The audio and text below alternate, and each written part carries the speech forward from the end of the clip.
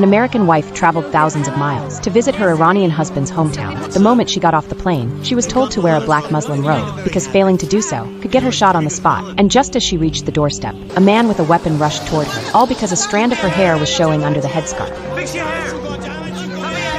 The men rushed in to de-escalate the situation, standing between the angry militant and her. The women quickly helped Ella adjust her headscarf, making sure not a single hair was visible. Only then did the militiamen calm down. To this American woman, these traditions were completely foreign, and on her very first day, she got a brutal wake-up call. But thankfully, she was only here with her husband to visit family, and they'd be flying back to the US in a week. But when Ella finally made it to that day, she realized something was wrong. Her husband had no plans to leave. When she asked him about it, he told her he'd already quit his job in America. He never intended to return, and neither she nor their daughter would be allowed to leave either. The news hit Ella like a ton of bricks, and her first reaction was to fight back. No, I won't stay here. You can't keep me.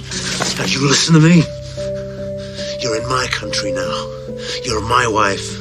You do as I say, you understand me? The man who used to be gentle and kind struck her for the first time, and that was just the beginning of her nightmare. Desperate to go home, Ella turned to the elders in the family for justice. She poured her heart out, telling them about her suffering. But instead of sympathy, she was met with blame. The male relatives said she was the one out of line, and even more shocking, the women watching from the sidelines also began to scold her. In this land, male dominance was rooted in every part of life. Even the women had learned to go along with it. Ella felt a crushing sense of hopelessness, but that moment also made her realize only she could save herself. She started gathering every bit of money she had, hoping to buy a plane ticket. But what she didn't expect was that her husband had already taken her passport. Even with the money, she couldn't go anywhere without it. So Ella turned to the embassy for help and began her escape.